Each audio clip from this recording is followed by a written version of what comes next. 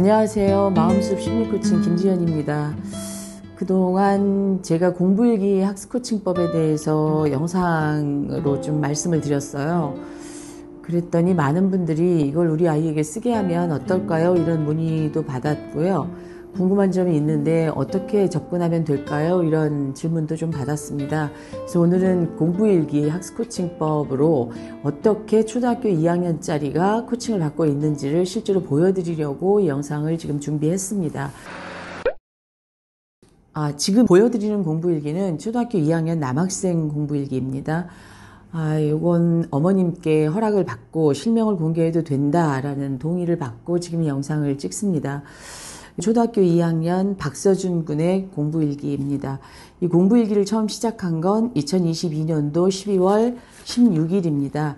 지금 보여드리는 페이지가 첫날 공부일기죠. 이 공부일기를 처음 시작할 때 우리 장서영 코치가 서준이와 이야기를 하면서 하루에 있었던 일을 좀 적어보자 라고 이야기를 했고요. 이대로 아이가 12월 16일 금요일부터 이걸 적기 시작했습니다.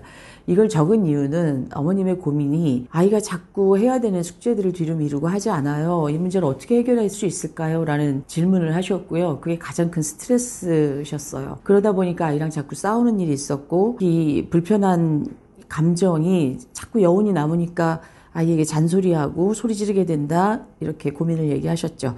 그래서 1차 목표는 숙제를 미루지 않기였는데 이 아이가 12월 16일 날 썼어요. 5시 45분부터 7시 15분까지 축구를 했다. 축구학원에서 뉴스도 봤다. 숙제도 했다. 독서도 했다. 9시 10분에 쓰고 취침했다. 그래서 오늘은 숙제 미루지 않기 동그라미다. 그래서 엄마 사인도 받았죠. 그리고 학교 다녀온 시간 쓰고 친구랑 놀기, 게임한 거, 유튜브 본 거, 어떤 영상 봤는지, 학원은 어딜 갔다 왔는지 이런 걸 좀 다 써보자 라고 장서영 코치가 코칭을 했는데 아이가 이걸 왜 써야 돼요? 라고 물었고요. 여기서 나쁜 습관을 좀 찾아보자 이렇게 이야기를 했죠.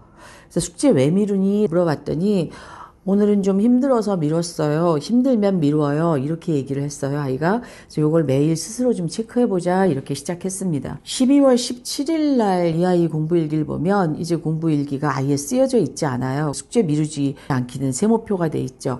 숙제 왜 미뤘니? 피곤했다. 키즈카페에서 놀고 밥 먹고 졸렸다.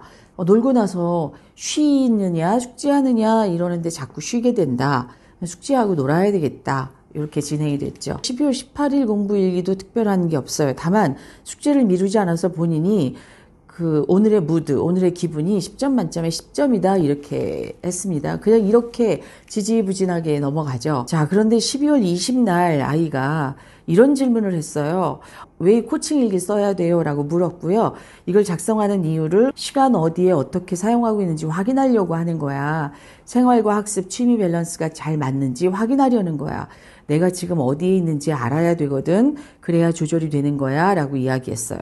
그래서 서준아 자세하게 적어줄래? 이렇게 부탁했어요.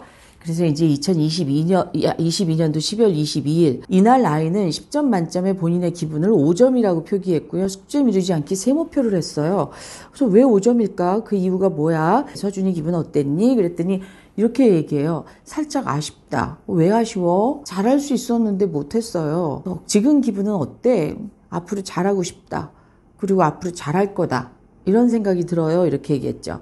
그래서 제가 일주일 만에 엄마가 생각하는 서준이는 예전보다 공부일기 쓰고 나도 좋아졌다. 별로 나아지지 않았다.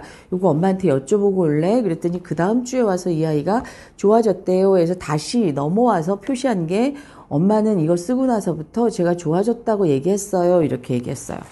11일부터 이제 또다시 아이가 열심히 쓰기 시작했어요. 이제 1월 19일 들어왔어요. 이날부터 숙제를 미루지 않고 하기 시작해요. 동그라미 훨씬 코칭일기가 다양해지기 시작합니다. 이 아이가 이제 탄력을 좀 받았어요. 그런데 1월 20일 코칭 받으러 온 날 오전에 아무것도 없어요. 그래서 하루 일과 우선순위 정하기를 해봤습니다. 제일 중요한 우선순위가 뭐라고 생각해? 그랬더니 본인이 쓴 거예요. 1번 숙제, 2번 축구, 3번 씻기, 4번 샤워, 5번 강아지 똥 치우기, 6번 밥 먹기, 7번 독서, 8번이 게임, 9번이 엄마와의 시간 갖기, 그리고 나의 모든 학원은 미술, 축구, 영어, 수학, 마음숲, 여기도 마음숲도 학원이라고 생각하는 거예요.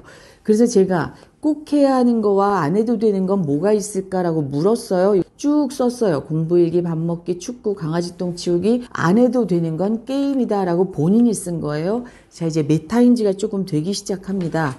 1월 22일 이제부터 숙제는 미루지 않습니다. 계속해서 숙제 미루지 않고 잘 되는데, 자, 이 아이가 이제 생활적인 면에 있어서 잡혀가기 시작을 해요. 숙제 미루지 않기라는 주제를 가지고 이 코칭 일기를 쓰기 시작했는데, 어머님이 바라시는 대로 숙제는 미루지 않습니다. 더 이상 숙제를 가지고 엄마랑 싸우지도 않을 뿐더러 엄마가 이 문제로 머리 아파하시지도 않아요.